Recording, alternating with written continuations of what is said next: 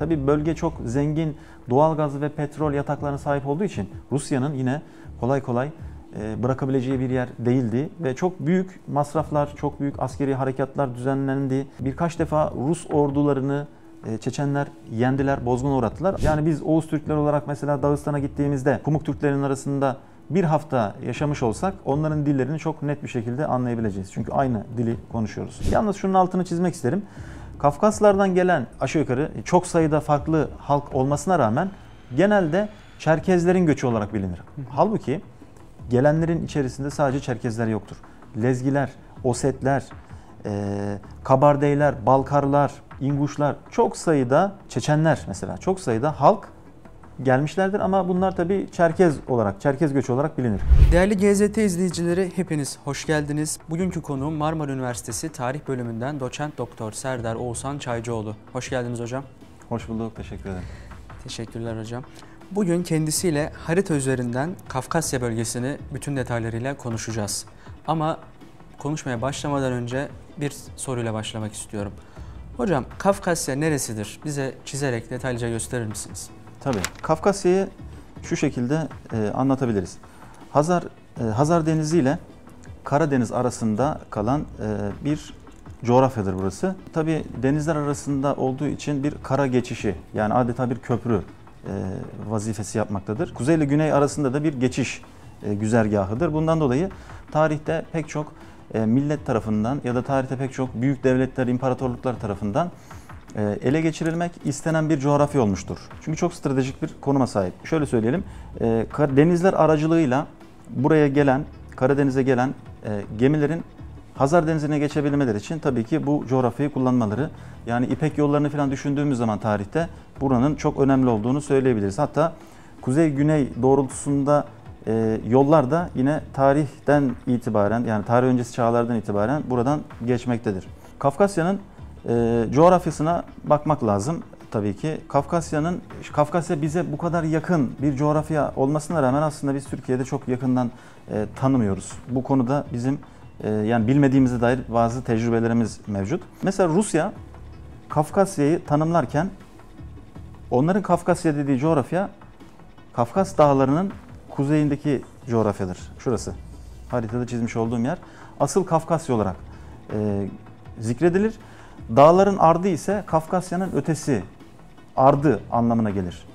Dolayısıyla burada Taman Yarımadası'ndan başlayarak Abşeron Yarımadası'na kadar uzanan, onu da kırmızıyla çizelim, şu doğrultuda uzanan büyük bir dağ silsilesi yer almaktadır. Bu dağ silsilesinin güneyi Güney Kafkasya, kuzeyi de Kuzey Kafkasya'dır. Ama Rusya'ya göre dağların kuzeyi esas Kafkasya olarak görülür. Güney ise Kafkasya'dan sayılmaz, Kafkasya'nın ötesi olarak görülür. Bu tabii çok eski bir tanımdır.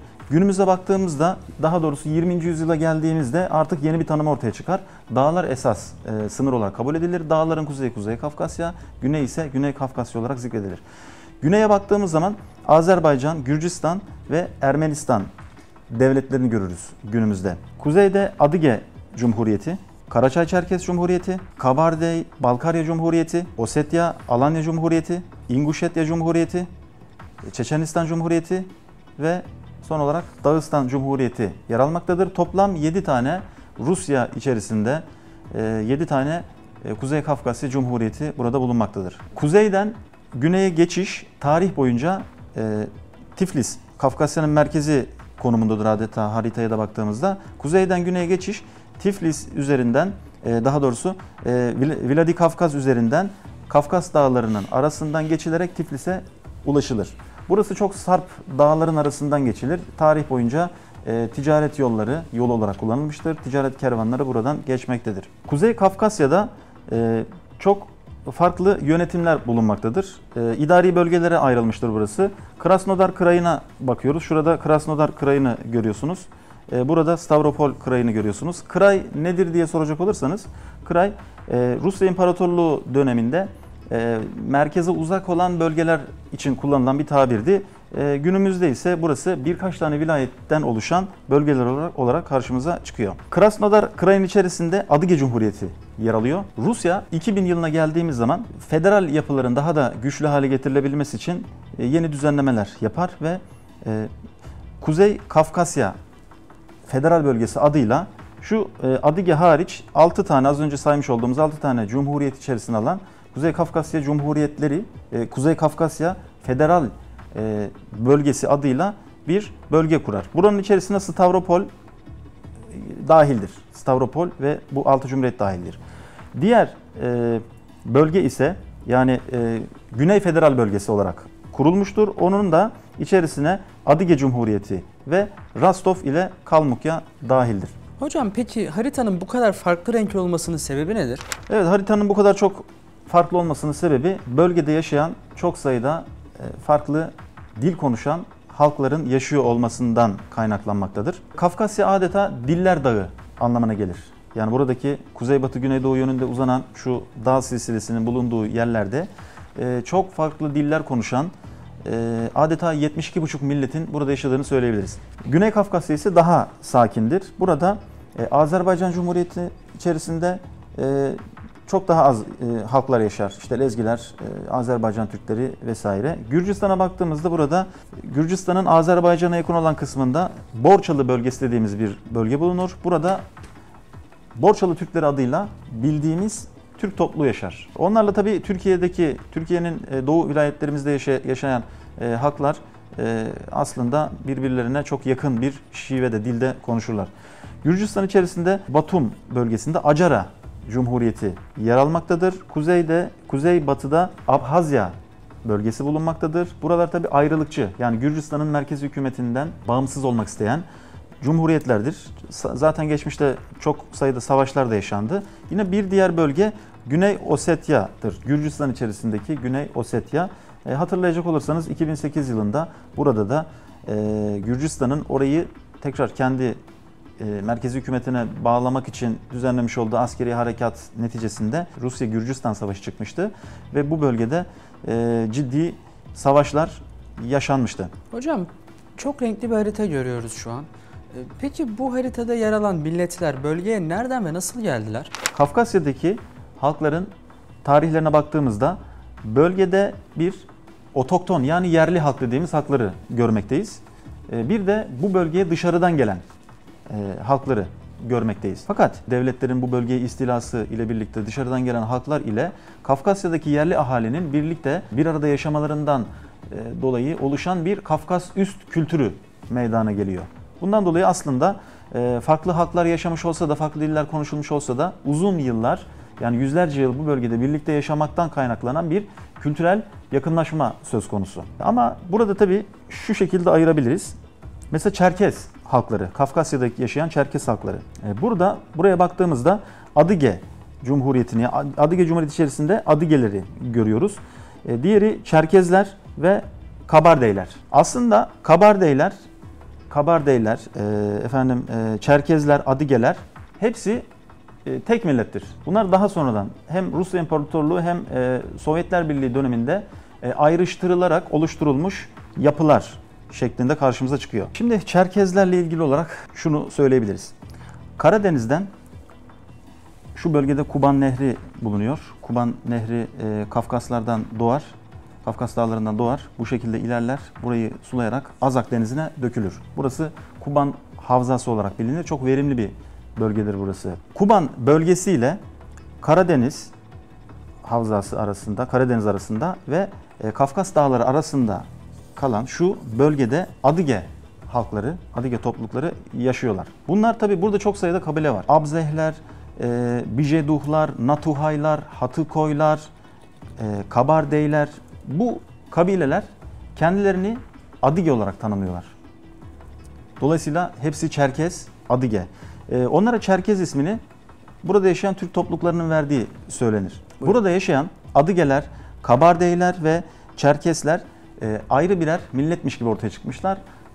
Fakat gerçekte olan onların tek bir millet olduğudur, aynı millet olduğudur. Bunu söyleyebiliriz. Moğolların akınların sebebiyle bazı Çerkes kabileleri dağlık bölgelere doğru göç etmişler ve burada Kabardeyler artık ayrı, Çerkezlerden ayrı bir halkmış gibi ortaya çıkmış oluyor. Tabii bu cumhuriyetlerin içerisine baktığımız zaman Adige Cumhuriyeti içerisinde bakınız Adigeler yaşamaktadır ama onların nüfusu oldukça azdır. Adigelerin azlık olmasının sebebi burada meydana gelen göçlerdir.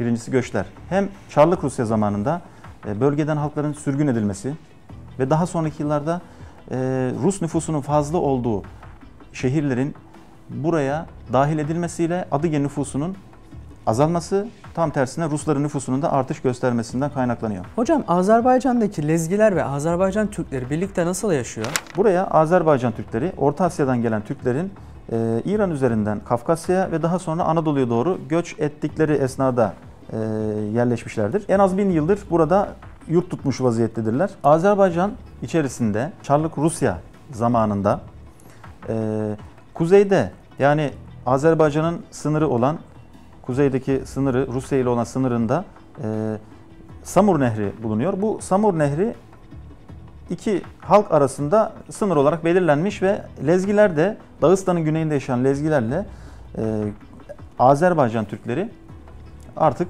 komşu olmuş durumdalar. Dolayısıyla burada Azerbaycan'ın kuzeyinde yaşayan Lezgilerle Dağıstan'ın güneyinde yaşayan Lezgiler ikiye ayrılmış durumda. İki halk tabi birlikte çok iyi bir şekilde yaşıyorlar. Geçmişte bir takım terör faaliyetleri düzenlen olmuş olsa da burada, mesela Sadval denilen bir örgüt vardı. Azerbaycan'daki Lezgilerin ayrılıp Dağıstan'dakilerle birleşmesini savunuyordu ve çeşitli terör eylemleri düzenleniyordu. Bu tür eylemler olmuş olsa da geçmişte, şu anda çok fazla yani sorun olduğunu görmüyoruz. Azerbaycan içerisine entegre olmuş durumdadırlar. Hocam peki dinleri ne? Lezgiceyi konuşurlar ama Sünni Müslümandırlar Lezgiler. Dağıstan'dakiler de aynı şekilde. Tabii onların alt kolları da vardır. Çok sayıda. Tabasaranlar, Rutlular, Avullar gibi çok sayıda Lezgilerin alt kolları vardır. Hocam peki Ermenistan'daki etnik dağılım nasıl şekilleniyor? Ermenistan'daki etnik dağılım şu şekilde. Tabii burası 1827 tarihine kadar burada Ermenistan diye bir devlet yoktu. 1826-28 Rusya-İran Savaşı çıktığında bu bölge işgal edildi Rus orduları tarafından. General Paskevich komutasındaki Rus orduları burayı işgal ettiler ve Revan Hanlığı'ydı tabii orası. Revan Hanlığı işgal edildi ve burada bulunan Revan Türkleri işte çeşitli sürgünlere tabi tutuldular. Rusya ve İran Savaşı sonunda imzalanan Türkmençay Barışı ile birlikte bu anlaşmadan sonra İran'da yaşayan Ermenilerin bu bölgeye göç ettirilmesi sağlandı. İran ile Rusya arasındaki savaş neticelendikten sonra Osmanlı-Rus Savaşı 1826-28 Osmanlı-Rus Savaşı çıktı ve Osmanlı Devleti'nin doğu vilayetleri bu sefer Rus orduları tarafından işgale uğradı. Ardından Edirne Anlaşması'yla savaş bitti ve Ruslar geri çekilirken burada Doğu Anadolu'da yani Osmanlı'nın doğu vilayetlerinde yaşayan Ermeni vatandaşlarımızı da alıp oraya götürdüler. 1827 yılında Revan Hanlığı'nın toprakları içerisinde Ermeni vilayeti teşkil edildi Rusya tarafından ve buraya artık hem İran'dan hem Osmanlı'dan gelen Ermenilerin oluşturduğu bir tampon bölge adeta ortaya çıkarılmış oldu. Daha sonra Ermenistan'a dönüştü. Burada yaşayan tabii ki Türkler azınlık durumuna düştüler. Sürgünlere gönderildiler vesaire. Sonraki döneme geldiğimizde tabii Azerbaycan'la Ermenistan arasında Karabağ'ın çok önemli bir sorun olduğunu görmekteyiz. Karabağ'ın Azerbaycan toprakları olan Karabağ'ın Ermeniler tarafından işgal edildiğini biliyoruz. Hocalı katliamı falan yaşandı hatta 90'larda. Azerbaycan kendi topraklarını 2020 yılından itibaren savaşarak geri teslim aldı. 2 defa savaş yaşandı burada Karabağ'da. Şu anda Azerbaycan haritada da görüldüğü üzere şu bölgeydi, Karabağ dediğimiz bölge. Burası artık Azerbaycan'ın kendi sınırlarına dahil edilmiş oldu. Hocam hemen diğer sınır komşusuna ayak basmak istiyorum. Gürcistan'dan bahsedelim. Gürcistan'daki etnik yapılanma nasıl ve oradaki ayrılıkçılar hakkındaki son durum nedir? Evet, Gürcistan'daki etnik yapı şu şekilde. Gürcüler tabii burada çok yoğun nüfusa sahiptir. Gürcistan'ın toplam nüfusu 3,7 milyondur. Çoğunluk Gürcülerden oluşur. Burada dediğim gibi, az önce ifade ettiğim gibi Azerbaycan'a yakın olan şu kısımda Borçalı bölgesi bulunur. Burada tabii birkaç tane şehir var. Bu şehirlerde Borçalı Türkleri, yani Türkçe konuşan insanlar, bizim soydaşlarımız yoğun nüfusa sahiptir. Bu bölge verimlidir. Oldukça çalışkan halktır onlar, orada yaşayanlar. Yani tarım, hayvancılık vesaire çok ileri düzeylerdedir Gürcistan'ın diğer bölgelerine nazaran. Gürcistan'ın tabii Acara bölgesi, şurada ayrı bir cumhuriyet bulunuyor. Burası Osmanlı Devleti'nin etkisiyle Burada yaşayan Gürcüler İslamiyet'i kabul etmiş durumdalar. Ama Gürcistan'ın merkezi hükümetiyle şu an aralarında herhangi bir problem yok. Bu 2008 öncesinde Saakashvili'nin iktidarı zamanında sorun halledilmişti. Burada iki tane problemli, ihtilaflı bölge bulunmaktadır. Bir tanesi Abhazya, diğeri de Güney Osetya. Abhazya yine Gürcistan'ın merkezi hükümetinin kendi toprağı olarak gördüğü, dünyadaki pek çok ülke tarafından da bu şekilde tanınan, bilinen bir yerdir. Tabii Karadeniz'in kıyısında olması sebebiyle çok stratejik konuma sahiptir. Bakınız, Güney Kafkasya'ya, Rusya'nın Güney Kafkasya'ya ulaşan tek demir yolu Abhazya'ya varır. Bu önemli. Rusya'nın bu nedenle burayı bırakması yani biraz zor. Abhazya'da tabii çok sayıda şu anda Rus askeri üsleri yer alıyor ve orası Ruslar tarafından desteklendiği için şu anda Gürcistan'la aralarında büyük problemler bulunuyor. Güney Osetya'ya gelecek olursak, burası da 2008 yılında bir savaş meydana gelmişti. Saakashvili'nin orayı tekrar Tiflis'e, merkeze bağlamak için faaliyetleri neticesinde savaş çıkmıştı. Burası da bakınız, kuzeyde hem Kuzey Osetya hem de Güney Osetya denilen iki tane devlet var. Burası tabii de facto bağımsız durumda. Yani Gürcistan'la herhangi bir iletişimleri söz konusu değil şu an. Rusya'nın desteği bulunuyor. Kuzey Osetya ile Güney Osetya, bu Osetler, burada yaşayan Osetler İran kökenli. Yani Hint-Avrupa dillerinden birisini konuşan İran kökenli bir halk olarak karşımıza çıkıyor. Hocam dinleri ne? Gürcülerin dinleri Hristiyanlık, Ortodoks Hristiyanlıktır. Din Gürcistan'a Bizans İmparatorluğu aracılığıyla gelmiştir. Gürcülerin hayatına baktığımızda dinin çok önemli olduğunu görmekteyiz. Yani Gürcüleri millet haline getiren en önemli unsurlardan bir tanesinin din olduğunu görürsünüz. Kilise çok etkilidir ülkede. Gürcü halkının yönlendirilmesi, onların bir arada, millet kimliği altında bir araya getirilebilmesi için çok önemli bir rol üstlenmektedir.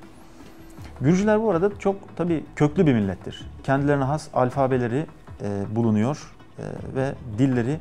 Bakınız, küçük bir, hani diğer milletlere göre baktığımız zaman küçük bir bölgede ve sayıca çok fazla olmamalarına rağmen, büyük milletlerin işgallerine yüzyıllarca uğramalarına rağmen kendi dillerini ve kültürlerini günümüze kadar muhafaza etmiş bir millettir. Hocam Gürcistan'ı da tamamladık ama merak ettiğim çok önemli bir konu var. Hem Gürcistan özelinde hem de haritanın genelinde çok renkli bir durum görüyoruz. Bu kadar renkliliğin içerisinde hiç ayaklanmaya veya ayrılmaya çalışan oldu mu? Tabii ki Rusya İmparatorluğu 1801 yılında bir kere Gürcistan'ı işgal etmiş, yani ele geçirmişti. Gürcistan'ı, topraklarını kendi ülkesine katmıştı. Daha sonra birkaç sene içerisinde Azerbaycan Hanlıklarını, daha sonra 15-20 sene içerisinde Revan Hanlığı'nı kendi ülkesine dahil etti. Ve burada tabii Rusların buraya gelmesine karşı oluşmuş bir gazavat hareketi söz konusuydu.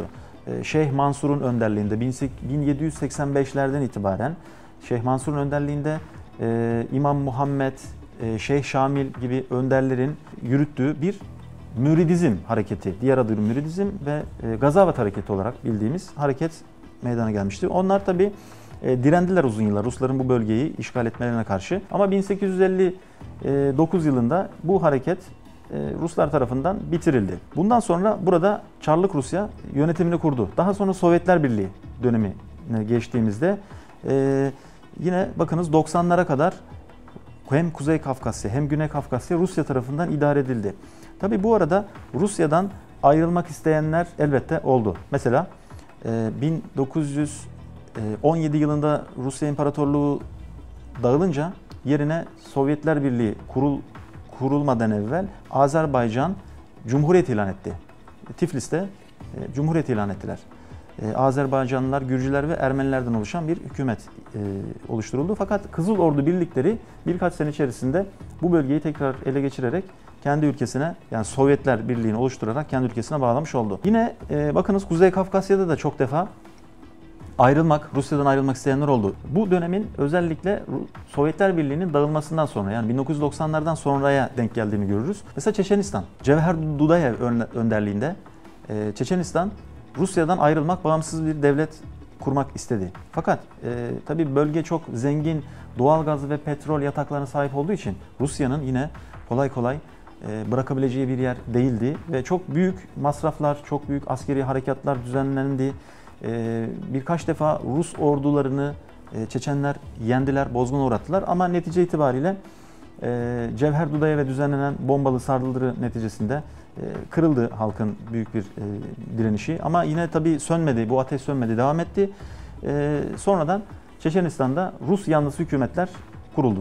Hocam Kuzey Kafkasya'da daha böyle koyu renklerin ve açık renklerin bir arada olduğu bir pozisyon görüyorum.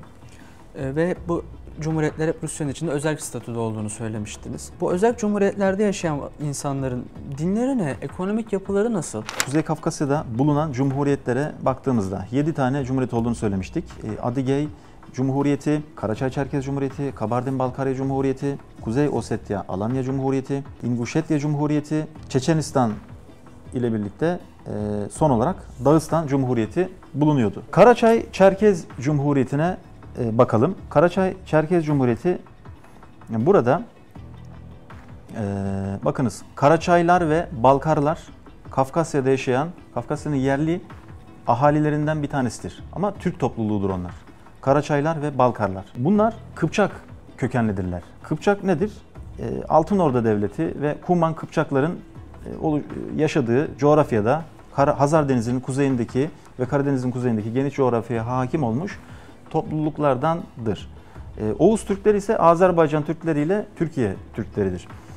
Dolayısıyla burada yaşayan Karaçaylar ve Balkarlar Kıpçak kökenli bir Türk topluluğudur ve Kafkasya'nın yerli ahalisi olarak kabul edilirler. Çünkü çok uzun zaman önce bu bölgeye gelerek burada diğer tabii çevredeki halklarla da etkileşime geçerek kendi kimliklerini oluşturmuşlardır. Fakat baktığınız zaman Karaçay-Çerkez Cumhuriyeti içerisinde Çerkezlerle Karaçayların bir arada yaşadığını görüyorsunuz. Diğer cumhuriyette Kabardey-Balkar Cumhuriyeti'nde de Balkar Türkleri ile Kabardeylerin yani Çerkezlerin birlikte yaşadığını görürsünüz. Adige Cumhuriyeti'nin nüfusuna baktığımızda 463 bin civarında bir nüfusa sahip olduğunu buranın görüyoruz.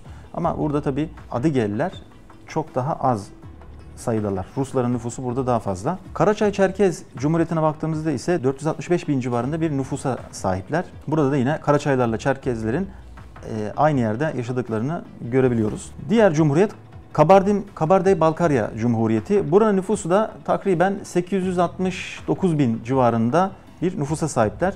Burada Balkarlarla, Balkar Türkleriyle Kabardeylerin yine bir arada yaşadığını görüyoruz. Diğer cumhuriyetimiz Kafkas Dağları'nın ortalarına aşağı yukarı denk gelen İnguşetya Cumhuriyeti.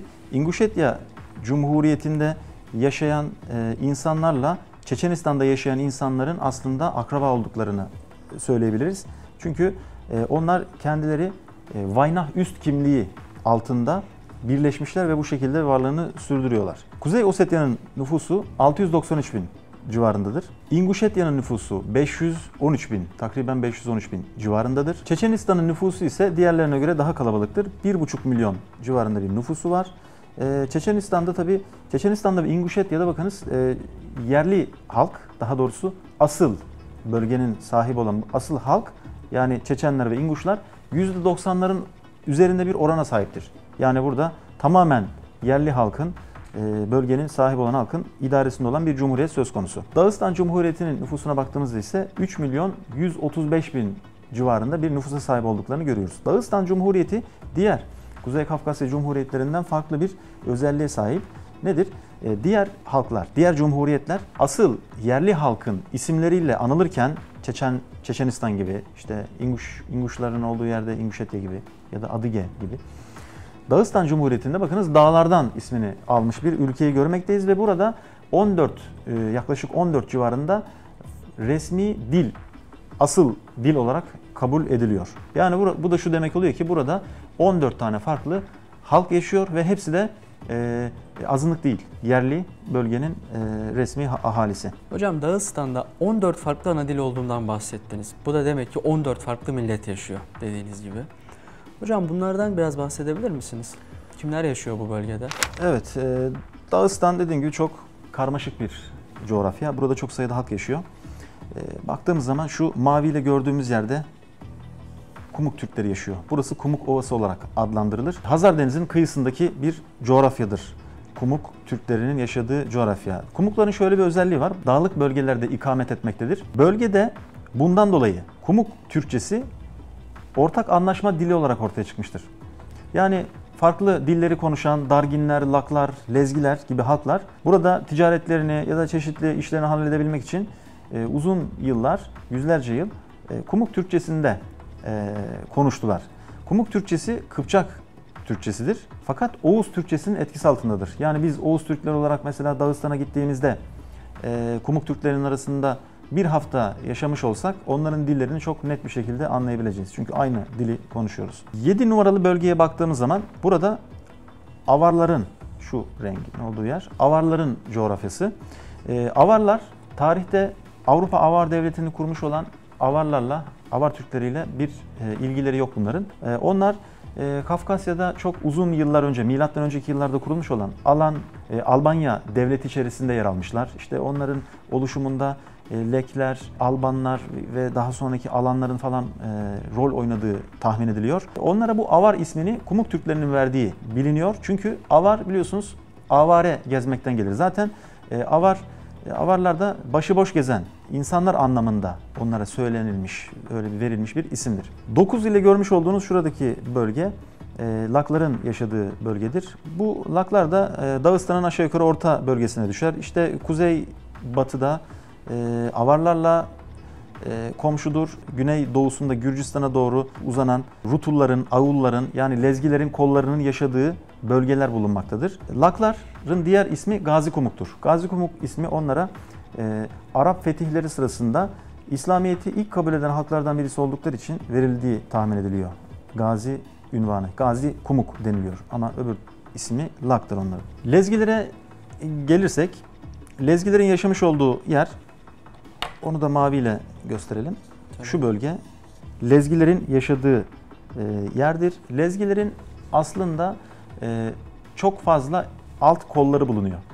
Lezgilerin alt kollarına bakacak olursak Rutullar, Agullar, Sakurlar, Buduklar, Samurlar, çok sayıda onların alt kolları bulunuyor. Bunların günümüze baktığımızda hepsinin ayrı bir halkmış gibi, Dağıstan'ın ayrı halkıymış gibi görüyoruz ama aslında onların hepsinin Lezgi olduğunu tarihi olarak köklerine baktığımızda onların Lezgi olduklarını biliyoruz.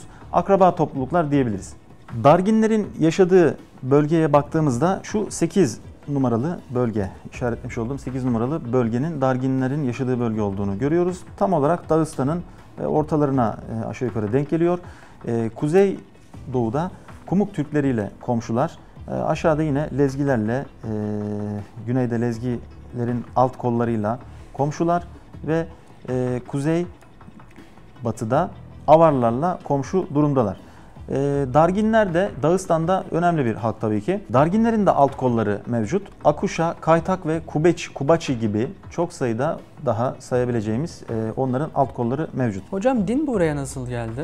Evet, Kafkasya'ya baktığımız zaman tabii burası çok eski dönemlerden itibaren büyük devletlerin sürekli olarak akınlarına uğramış bir bölge demiştik. Çünkü doğudan batıya doğru göç etmek isteyen Türk toplulukları yahut Moğollar ya da Kıpçak Türkleşmiş bir Türk topluluğu olarak sayabileceğimiz Kıpçaklar bu bölgeye gelmişler. Kuban Nehri kenarlarına, Terek Nehri boylarına yerleşmişler. Güney Kafkasya'ya gelmişler.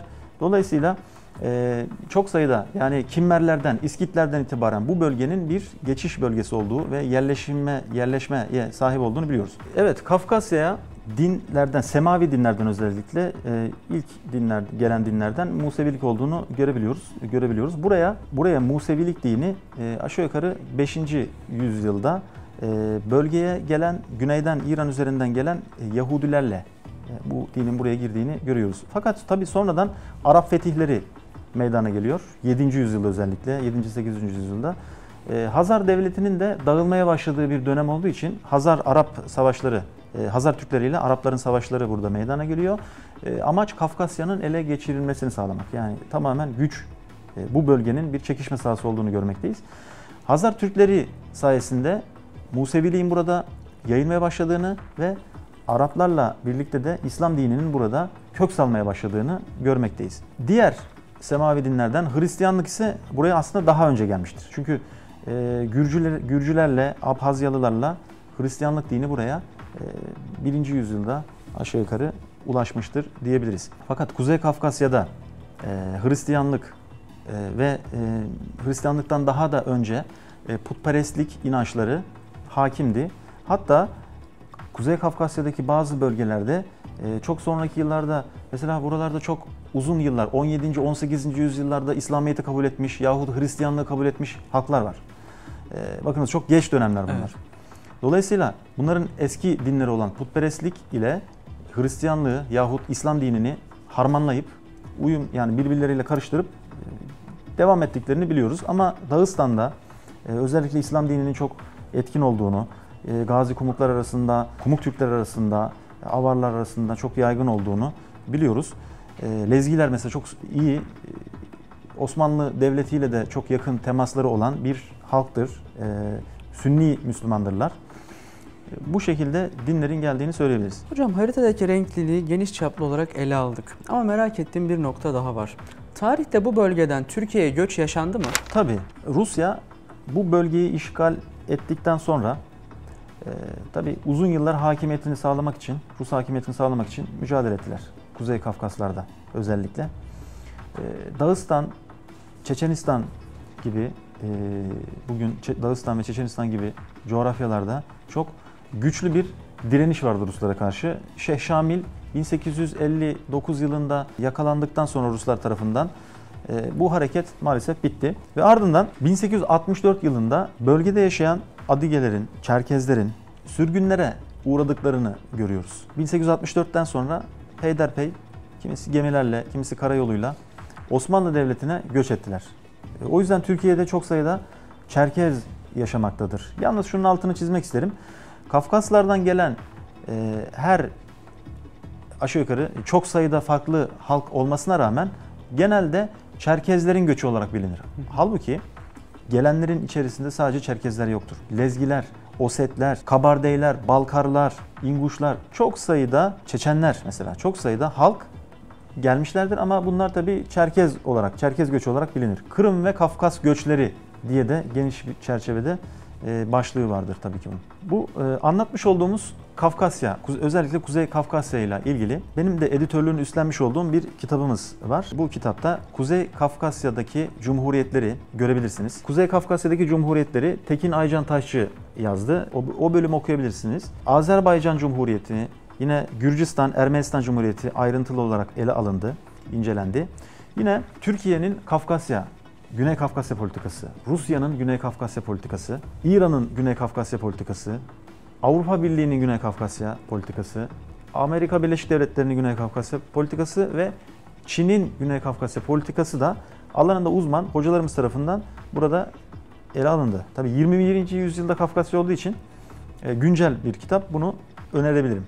Değerli GZT izleyicilerimiz, bugün Marmara Üniversitesi Tarih Bölümünden Doçent Doktor Serdar Oğuzhan Çaycıoğlu ile bir araya geldik ve kendisiyle harita üzerinden çizerek Kafkasya'yı ve Kafkasya'daki milletleri detaylıca ele aldık. Hocam çok teşekkür ederim aktardıklarınız için. Eklemek istediğiniz bir şey var mı? Teşekkür ederim. Biz teşekkür ederiz. Sonraki içeriklerde buluşmak üzere, hoşça kalın.